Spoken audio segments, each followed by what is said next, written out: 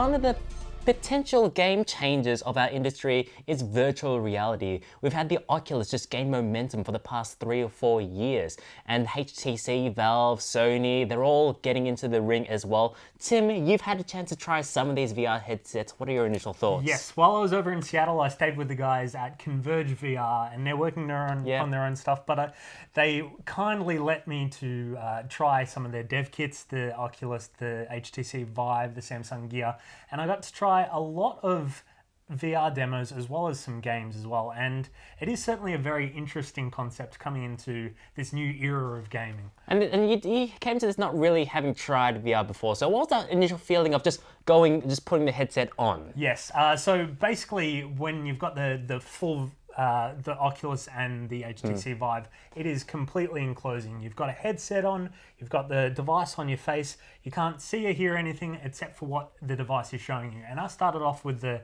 Valve Portal VR demo on the HTC Vive, and I've got to say, it was fantastic. It was very immersive, great experience, and the whole thing is set up so with the HTC Vive, there's 2 separate towers in either corner, and they shoot lasers at the device on your face and works out where you are in this virtual space. So you get to interact with the robots from the Portal 2 world as well as GLaDOS. Yeah. While it's not a game in itself, a lot of these VR experiences are just demos or proof of concepts.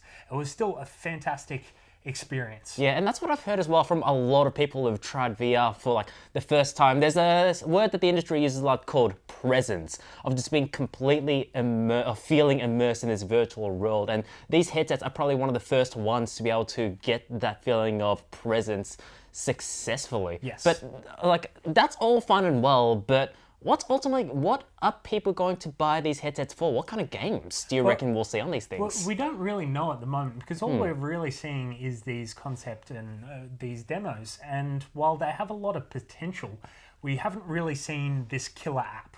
Because essentially what these devices are, they're going to be the new consoles. So with a Microsoft console, you're buying it for Halo, you're buying it for these exclusives. What are you buying these things for? And we're seeing some integration with some current games, with beefy PC systems like Elite Dangerous. You're buying it for the space flight simulation and all that sort of stuff. But as far as pure VR experiences go, there's not too many actual games that are happening at the moment. There's going to be a lot of experimentation. We're going to see a lot of bad ports of conventional games into VRs, but we're going to find the 1 or 2, and there are a lot of developers working on it, that will find a unique use for VR, and that will probably be the killer, because ultimately this is the sort of thing that you have to try on for yourself, doesn't it?